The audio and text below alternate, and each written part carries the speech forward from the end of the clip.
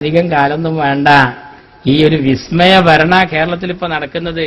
പുതുപ്പള്ളിയുടെ കുഞ്ഞുനും പാലായുടെ കുഞ്ഞുമാണിയും മലപ്പുറത്തിന്റെ കുഞ്ഞാപ്പയും ചേർന്നുള്ള ഒരു മഹാവിസ്മയ കേരളത്തിൽ നടക്കുന്നത്. ആ വിസ്മയം ഇങ്ങനെ കണ്ടപ്പോ എല്ലാരും പറയുന്നുണ്ട്, കുഞ്ഞാപ്പാനോട് ചോദിച്ചിട്ട് എന്തും കുഞ്ഞുഞ്ഞ് തീരുമാനിക്കൂ. കുഞ്ഞാലിക്കുട്ടി സാഹിബിനോട് ചോദിക്കുക, ഉമ്മൻചാണ്ടി എന്താ വേണ്ട, അടുത്തെന്താ വേണ്ട, ഇതെന്താ വേണ്ട, എല്ലാ കാര്യങ്ങളും ചോദിക്കുക.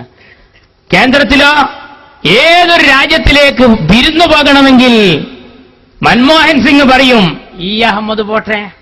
എന്താ കാരണം? അതൊരു മജ്ലിസിക്ക് പറ്റണ മുത്ത.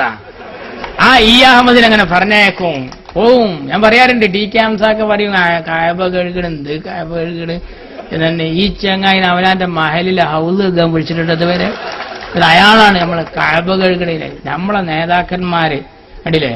ഇപ്പൊ ഈ അഹമ്മദ് സാഹിബ്, ഞങ്ങൾക്കൊക്കെ ഇതിനോടൊരു ഇഖ്ലാസ് ഉണ്ട്. ഇപ്പൊ കരിപ്പൂർ എയർപോർട്ടിൽ ഹജ്ജാജികൾ പോകുമ്പോ കൊടി വീശുമ്പോ ഖലീലുല്ലാഹി ഇബ്രാഹിം നബി അലൈഹിസ്സലാമിന്റെ മകൻ ഇസ്മായിലിന്റെ വിളിയാളം കേട്ടു പോകുന്ന അള്ളാഹുവിന്റെ അതിഥികളായ ഹജ്ജാജികളെ, നിങ്ങൾ പോയി വിധിണ്ടെങ്കിൽ ഞങ്ങളും പിന്നാലെ വരും.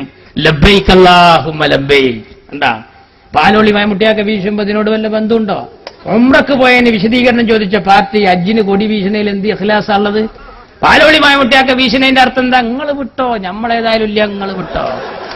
ഇതും തമ്മിൽ ഒരുപാട് വ്യത്യാസമുണ്ട്. അതുകൊണ്ട് പൊന്നുമക്കളെ, പുന്നാര പൂക്കോയ തങ്ങളും പൂമുത്ത് സിയച്ച് മുഹമ്മദ് കോയ സാഹിബും പൂന്തേൻ സയ്യിദ് മുഹമ്മദ് അലി ശിഹാബ് തങ്ങളും പൂമുത്തം കൊടുത്ത് ഹരിതവർണ്ണത്തിന്റെ മാറ്റുകൂട്ടി പട്ടുട ചാർത്തിയ ഈ പച്ച പതാക ഇടനെഞ്ചിലെ ഇടിപ്പ് തീരും വരെ നിലത്തിട്ട് ചവിട്ടാൻ ഒരു പ്രമാണിയെയും അനുവദിക്കരുത്. അള്ളാഹു തൗഫീഖ് ചെയ്യട്ടെ. അസ്സലാമു അലൈക്കും.